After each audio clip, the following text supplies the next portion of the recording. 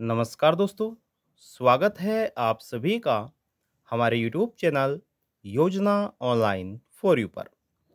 दोस्तों, एक बार फिर आपके सामने एक महत्वपूर्ण जानकारी लेकर हाजिर हो चुके हैं। अगर आप भी राशन कार्ड धारक हैं तो इस वीडियो को आप जरूर वॉच करिएगा, क्योंकि सरकार द्वारा नए नियम लागू किए गए हैं जिसके बारे में हम आपको जानकारी देने जा रहे हैं। साथ ही दोस्तों, कुछ राशन कार्ड धारकों के राशन कार्ड को निरस्त नहीं किया जाएगा। तो वह कौन-कौन से लाभार्थी होंगे, कौन-कौन से राशन कार्ड धारक होंगे, उनके बारे में हम आपको बताएँगे कि किन व्यक्तियों के राशन कार्ड को सरकार द्वारा निरस्त नहीं किया जाएगा। चाहे आपके पास एपीएल राशन कार्ड हो, बीपीएल राशन कार्ड हो या फिर अंत्योदय राशन कार्ड हो, तीनों राशन कार्ड के अंतर्गत दोस्तों हम जानकारी देने जा रहे हैं। दोस्तों, भारत देश में करीब 80 करोड़ लोगों को सरकार द्वारा राशन दिया जा रहा है। 80 करोड़ जो राशन कार्ड धारक हैं दोस्तों, इनमें से काफ़ी राशन कार्ड धारक अपात्र भी हैं, जिनके कार्ड को निरस्त किया जा रहा है। दोस्तों, कौन यहाँ पर अब पात्र हैं और कौन राशन कार्ड धारक अपात्र हैं, उसके बारे में भी हम आपको यहाँ पर डिटेल वाइज जानकारी देने वाले हैं। अगर आप कार्ड धारक हैं तो दोस्तों वीडियो को आप एंड तक वॉच करते रहिएगा। चलिए दोस्तों, वीडियो शुरू करते हैं। वीडियो शुरू करने से पहले हम आपसे छोटा सा निवेदन करते हैं कि अगर आपने अभी तक वीडियो को लाइक नहीं किया है तो वीडियो को लाइक कर दीजिए, शेयर करिएगा और चैनल पर आप पहली बार आए हैं तो चैनल को आप जरूर सब्सक्राइब कर दीजिएगा, बेल आइकन को प्रेस करिएगा। चलिए दोस्तों, वीडियो को शुरू करते हैं।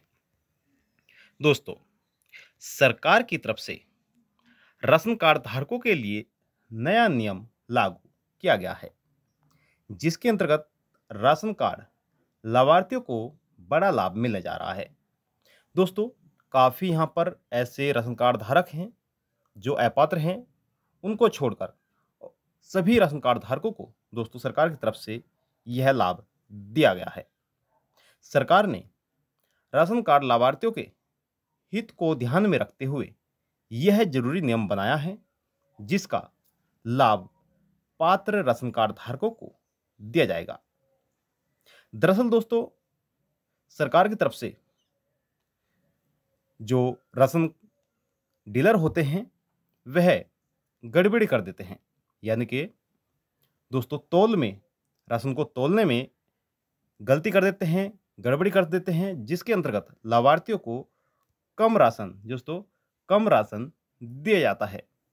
अब उसी को दोस्तों ध्यान में रखते हुए सरकार द्वारा यह एक अहम कदम उठाया गया है, जिससे कि लाभार्थियों को पूरा राशन दिया जा सके।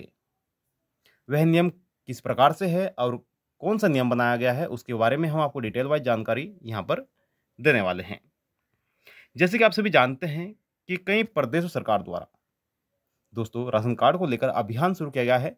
सबसे पहले मैं आपको जानकारी देना चाहूँगा कि किन राशन कार्ड धारकों के राशन कार्ड को निरस्त नहीं किया जाएगा और किन राशन कार्ड धारकों के कार्ड को निरस्त किया जाएगा, उसके बारे में पहले यहाँ पर डिटेल वाइज जानकारी प्राप्त कर लेते हैं। उसके बाद में मैं आपको बताऊँगा कि जो यहाँ पर नए नियम बनाए गए हैं वह कौन से हैं, उनके बारे में मैं आपको यहाँ पर डिटेल वाइज जानकारी देने जा रहा हूँ।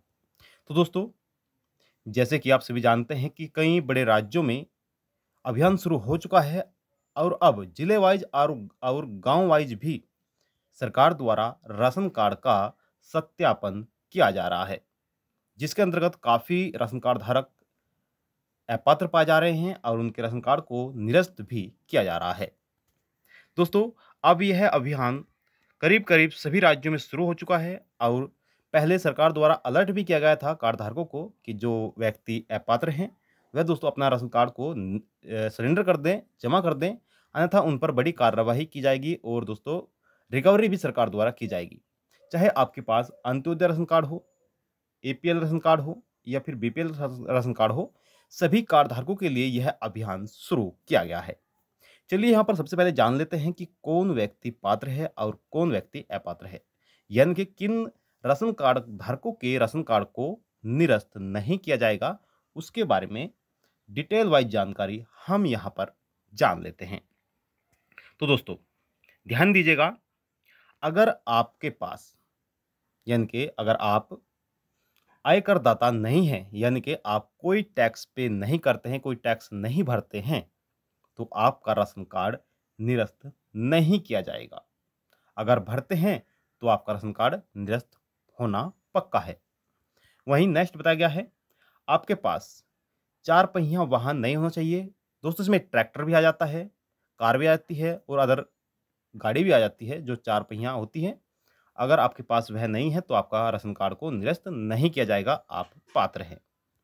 वहीं दोस्तों नेक्स्ट यहाँ पर बताया गया है कि खेती किसानों के लिए प्रयोग में लाए जाने वाले जो हार्वेस्टर होते हैं वह भी आपके पास नहीं होने चाहिए, तब आप पात्र की लिस्ट में शामिल होते हैं। वहीं नेक्स्ट बताया है, एयर कंडीशन नहीं होना चाहिए। ठीक है। उसके बाद 5 किलोवाट या उससे अधिक का जनरेटर सेट भी आपके पास नहीं होना चाहिए, तभी आप दोस्तों पात्र कहलाएंगे।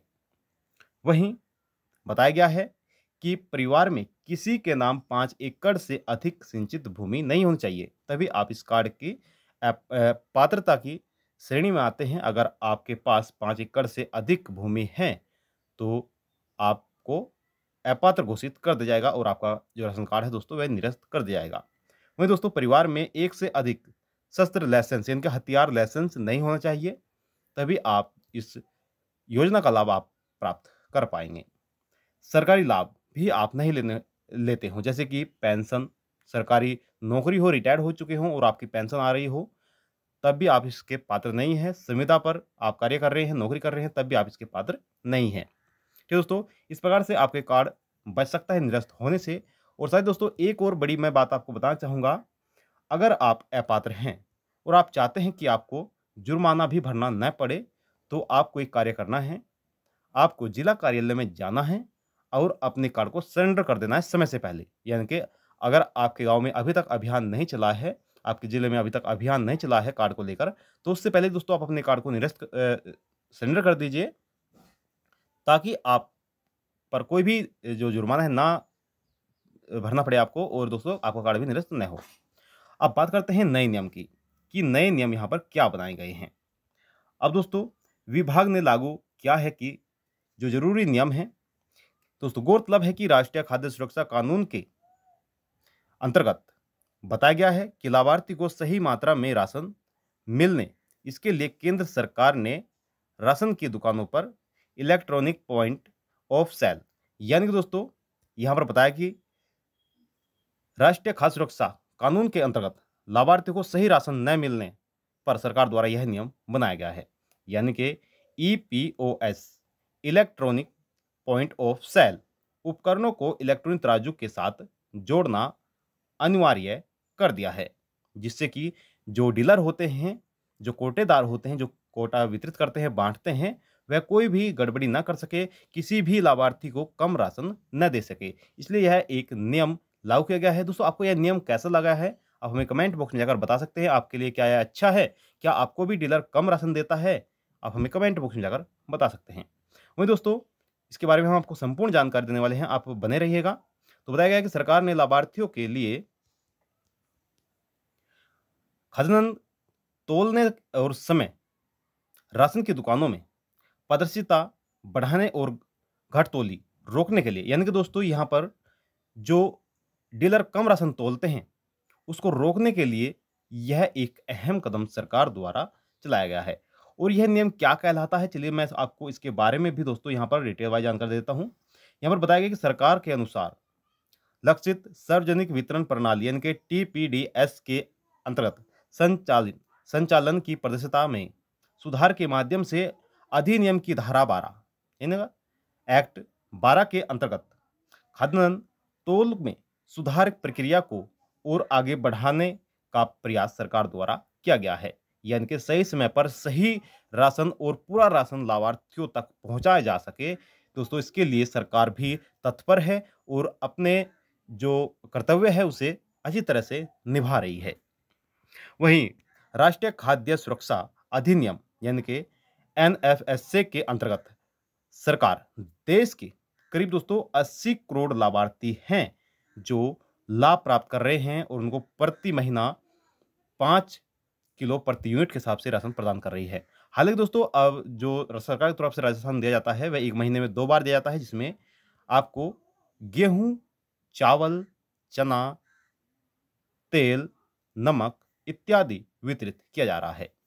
दोस्तों, कुछ राज्य ऐसे भी हैं जिनमें अब गेहूँ मिलना बंद हो जाएगा और कुछ राज्य अभी भी ऐसे हैं जिनमें राशन अभी पूरा मिल रहा है, यानी कि ₹2 किलो चावल आपका और दोस्तों ₹3 किलो गेहूँ सरकार की तरफ से दिया जा रहा है। आपको क्या-क्या सरकार की तरफ से दिया जा रहा है, आप हमें कमेंट बॉक्स में जाकर बता सकते हैं।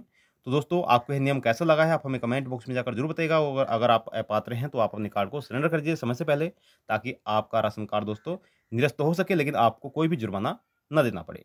तो ये थी आपके लिए महत्वपूर्ण जानकारी, जानकर कैसी लगी आप हमें कमेंट बॉक्स में जाकर बता दीजिएगा और आपसे हम निवेदन करेंगे कि अगर आपने वीडियो को लाइक नहीं किया, तो वीडियो को लाइक करिएगा, शेयर करिएगा और चैनल पर आप पहली बार आए हैं, चैनल को आप ज़रूर सब्सक्राइब करिएगा दोस्तों। अब चाहते हैं आपसे इजाज़त और मिलता है पुनः नेक्स्ट वीडियो में। तब तक के लिए दोस्तों जय हिंद, जय भारत।